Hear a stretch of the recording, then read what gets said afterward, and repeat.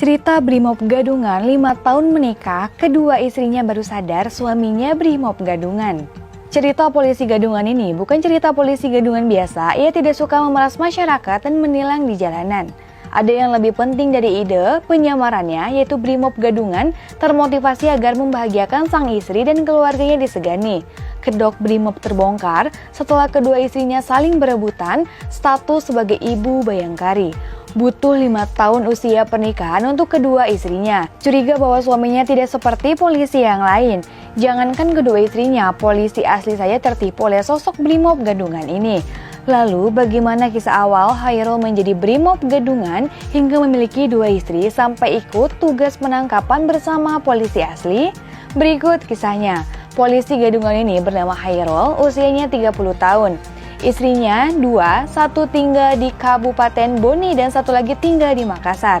Ia menyamar sebagai Brimob sejak 2018, namun ia tidak suka memeras masyarakat atau menilang seperti polisi Gadungan biasanya. Ia memutuskan menjadi Brimob Gadungan usai mengetahui calon istrinya saat itu ingin memiliki suami polisi. Akhirnya Hairul punya ide baju seragam polisi dan membuat kartu tanda anggota Polri. Menikahlah Hairul sang Brimob Gadungan untuk kedua kalinya. Istrinya pun bahagia, cita-citanya memiliki suami polisi terpenuhi. Untuk mengelabuhi dan dipercaya tetangga, Hairul Brimob Gadungan selalu berangkat malam dengan alasan akan melakukan penangkapan. Hingga akhirnya setelah 5 tahun menikah, kedoknya jadi Brimob terbongkar. Itu setelah kedua istrinya berebut status menjadi ibu Bayangkari. Salah satu istri Hairul, Marniati, mendatangi Polda Sulsel karena tidak menerima jika istri Hairul yang berada di Kabupaten Bone menyandang status sebagai ibu Bayangkari. Ia pun mendatangi Polda dengan membawa kartu tanda anggota Polri suaminya. Petugas kemudian memeriksa KTA Hairul, hasilnya tidak ada nama Hairul dalam daftar anggota Polri di Polda Sulsel.